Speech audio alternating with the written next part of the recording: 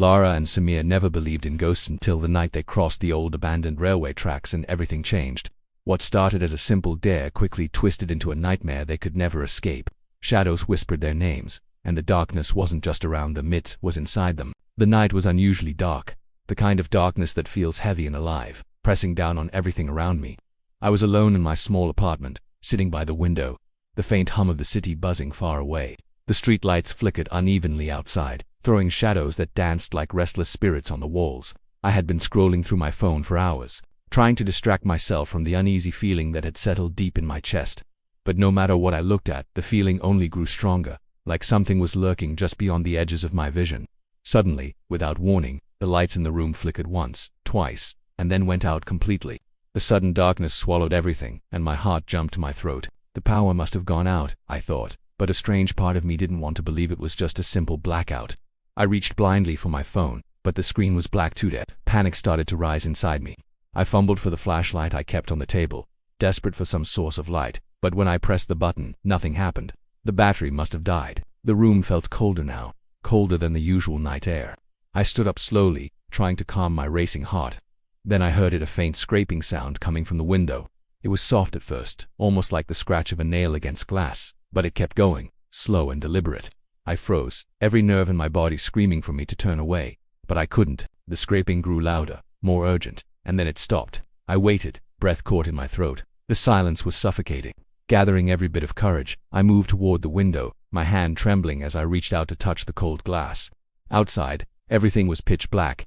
The streetlight nearby had gone out, leaving the world in shadow. I pressed my forehead against the glass, straining my eyes to see anything, but the street was empty. Just as I was about to step back, a shadow flickered at the edge of the window, a figure darting quickly across the street, too fast to catch a clear shape. My skin prickled with fear. I told myself it was just a stray cat or some animal moving through the night, but the fear didn't leave. It settled deep, like a poison spreading quietly through my veins. I took a slow breath and turned away from the window. The scraping started again, but this time it was behind me, closer. I spun around quickly, heart pounding like a drum. The room was empty, nothing but the thick darkness and the still silence. My eyes searched frantically, but I saw nothing. Then my phone buzzed sharply on the table. I froze. I hadn't heard it ring before. Reaching out with shaky hands, I grabbed it and flipped it open, even though the screen had been dead seconds ago. To my horror, the screen lit up with a message, one I didn't recognize. No name, no number, just a single chilling word. Waiting. I swallowed hard, my mouth dry. Who could have sent this, and why? My mind raced through every possible explanation, but none made sense. I wanted to put the phone down, to forget about it and pretend none of this was happening. But the word stayed burned into my mind. Waiting. The feeling that something was watching me intensified. I looked around the apartment, the shadows seeming to grow and pulse with every beat of my heart. The scraping stopped suddenly, leaving the room wrapped in thick silence once again. I tried to tell myself it was all in my head, but my body didn't listen. I sat back down slowly, eyes fixed on the window as if expecting to see someone staring back. The darkness outside seemed deeper now, as if it had swallowed the entire street. A cold breeze brushed past me, even though every window and door was closed tight. I wanted to run, to escape this suffocating silence and creeping dread. But I was trapped, alone in my apartment, with the unsettling message blinking silently on my phone and the memory of that scraping sound still ringing in my ears. I didn't know what I was waiting for, but somehow I knew it wouldn't be long before whatever it was finally arrived. The cold night air hit me like a shock as I stepped outside, the sudden chill making me shiver despite the jacket I grabbed in a rush. I needed to get away from that apartment, from the darkness that seemed to follow me like a shadow I couldn't shake. The streets were quiet, empty except for a few flickering streetlights that cast long wavering shadows along the pavement. Every step I took echoed loudly in the stillness, making me jump at the sound. I kept my head down, trying not to think about the strange message on my phone or the scraping sound that still haunted my mind. But no matter how fast I walked, I couldn't shake the feeling that I wasn't alone. My eyes kept darting to the edges of the street, where shadows gathered and shifted as if alive. The night seemed thicker here, the darkness pressing in around me like it wanted to swallow me whole. Then I heard the soft footsteps behind me. At first I thought it might be my imagination, but the pattern was too steady, too deliberate. Slow, careful steps, matching my own pace, but never speeding up or slowing down. I didn't dare look back. My heart hammered in my chest, and my breath came in short, shallow bursts. Panic clawed at my throat, but I forced myself to keep moving forward.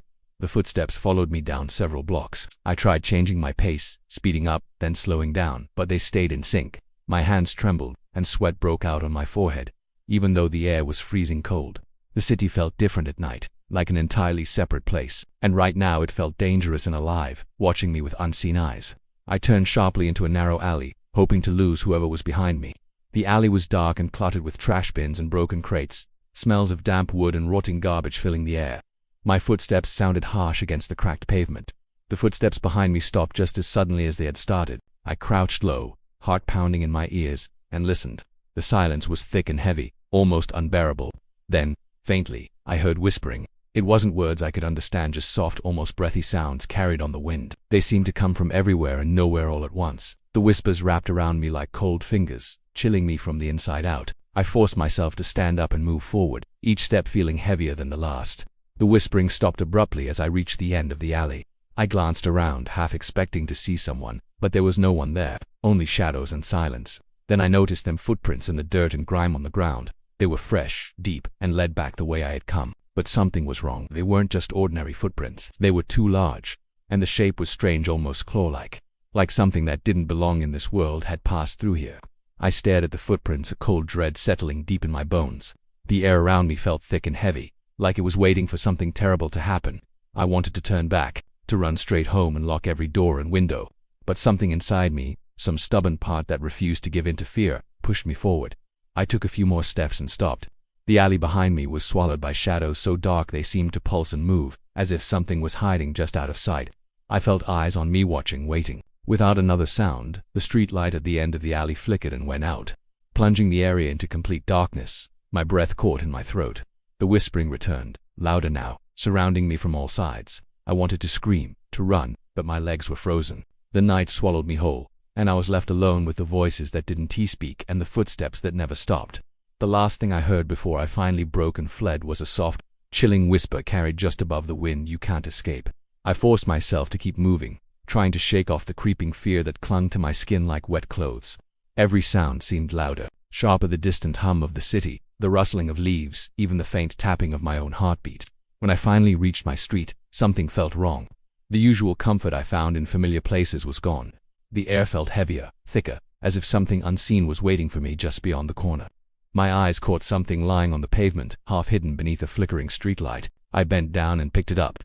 It was a small, folded piece of paper. My fingers trembled as I unfolded it, revealing a message scrawled in shaky handwriting. "You can't hide." A cold wave of dread swept through me. The words were simple, but the meaning was terrifying. How did this get here? Who had left it? My mind raced through every possibility, but none of them offered comfort. I shoved the paper into my pocket and quickened my pace, desperate to get inside my apartment. When I reached the door, I paused. Something was off. The wooden floor just inside the entrance had a strange symbol carved into it. It was deep and jagged, like someone had pressed a sharp knife hard against the wood. I hadn't noticed it before. How could I have missed it? My breath hitched, and a shiver ran down my spine. I stepped inside, closing the door behind me and locking it tightly. The apartment was silent except for the faint hum of the city outside. I glanced around, my eyes scanning every corner, every shadow. That strange feeling of being watched was back, stronger than ever. As I moved further in, I noticed the mirrors. Every mirror in the apartment was cracked, not shattered, but fractured, with spiderweb cracks radiating from the center. None of them had been broken when I last looked. How had this happened? I hadn't heard anything break. I approached one of the mirrors in the hallway and stared into my reflection. The cracks distorted my face, making it look fragmented and ghostly. I touched the glass, feeling the cold edges beneath my fingertips. The air around me had grown colder. My breath formed little clouds in the room, even though the heater was on. A sudden noise made me jump. It was faint, but unmistakable: the soft scraping sound from the window earlier. It came again, this time from inside the apartment. I turned slowly, heart pounding, but the room was empty. The silence that followed was worse than any noise. I sank down on the floor near the door, clutching the piece of paper tightly in my fist. My mind refused to stop racing. Who was sending these messages? Why was the symbol carved into my floor? And how had the mirrors cracked on their own? I tried to tell myself it was a prank, some twisted joke. But deep down, I knew it wasn't. Something had followed me home. Something that didn't belong here. The night stretched on, heavy and suffocating.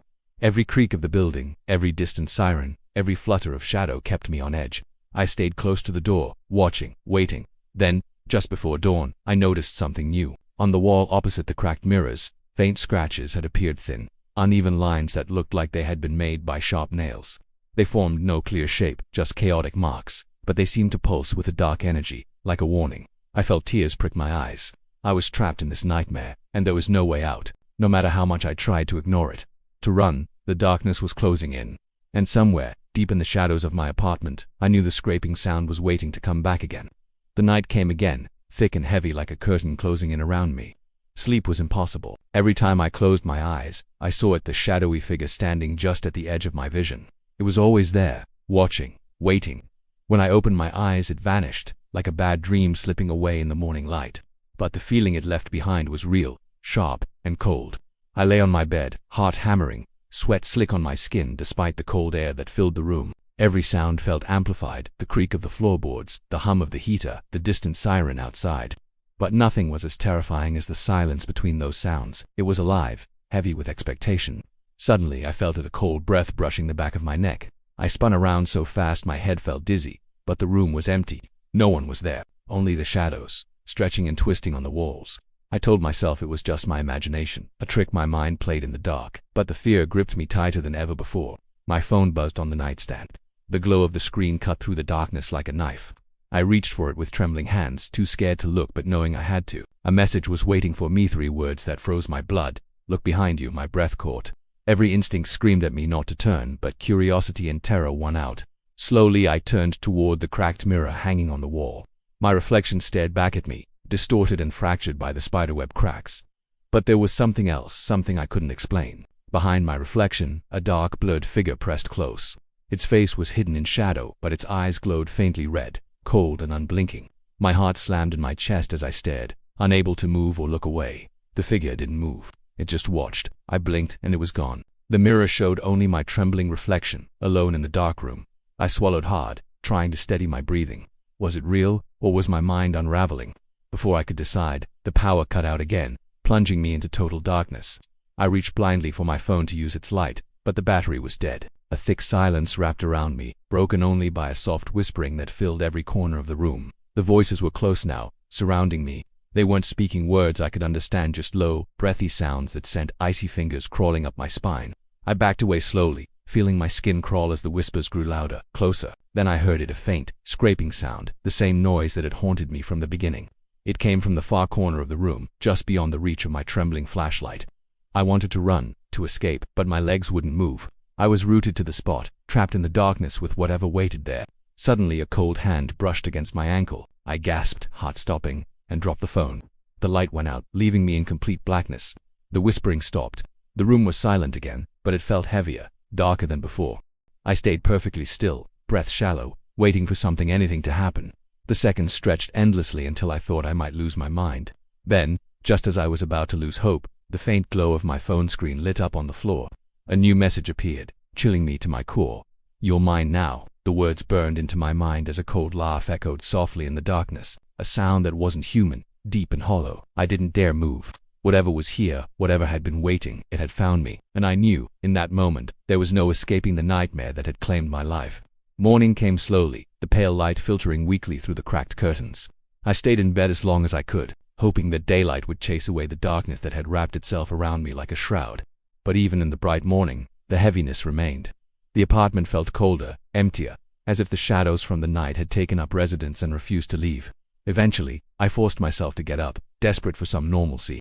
I stepped outside, blinking against the soft sunlight. The street looked the same as always, people walking to work, cars passing by, birds hopping on the sidewalks, but something was wrong. My eyes were drawn immediately to the pavement in front of my door. There it was again, the same strange symbol carved deep into the concrete, jagged and crude. I hadn't seen it before, but it looked fresh, like it had been made in the dead of night. I knelt down and traced the lines with trembling fingers. A cold shiver ran through me, and I quickly pulled my hand back. Looking around, I noticed no one else seemed to see it. They walked by without hesitation, heads down, lost in their own worlds. It was like I was the only one trapped in this nightmare. I tried to push the fear away, telling myself it was just a coincidence, some prank left by someone in the neighborhood. But the uneasy feeling that had been with me for days wasn't so easy to ignore. As I walked down the street, my hand brushed against my leg. I stopped, staring in shock. Fresh scratches marred my skin, long and jagged, bleeding faintly. I hadn't noticed them before. I tried to remember if I had hurt myself, but my mind was blank. The pain was real, sharp and raw. I hurried home, heart pounding, desperate to wash away the marks and forget the creeping dread they brought with them. Inside, I locked every door and window again, but I knew it wouldn't be enough. Then my phone buzzed. I froze, eyes darting to the screen. A new message had appeared. You belong here now. I dropped the phone in horror, the words echoing in my mind. I turned slowly, and there it was, a dark figure standing in the corner of the room. It was the same shadow that had haunted me for nights, its glowing red eyes fixed on me. The room grew colder, the air thick with a choking silence. I tried to move, to scream, but my legs wouldn't obey. The shadows twisted and stretched, wrapping around me like cold chains. Panic overwhelmed me as I realized I was trapped. Time seemed to freeze as the figure stepped closer, its eyes burning through the darkness. I felt a sharp, searing pain on my arm, like claws digging into flesh. I looked down and saw the scratches glowing faintly, as if alive. Everything went black. When I woke, I was outside, lying on the cold pavement near my apartment. The symbol was still there, but the scratches on my arm had vanished. I sat up slowly, heart pounding. The street was empty and silent, the shadows long but motionless. I tried calling my phone, but it was going nowhere to be found. I searched everywhere, but no one saw me. No one heard my calls. It was like I had disappeared from the world. I don't know how much time passed before I realized the terrifying truth. The darkness hadn't left me, it had claimed me. I was trapped somewhere between the light and shadow, caught in a place no one else could see. And the last message on my phone stayed burned into my mind, a cruel reminder of my fate. You belong here now. I still don't know what here really means, but I'm waiting for the next victim.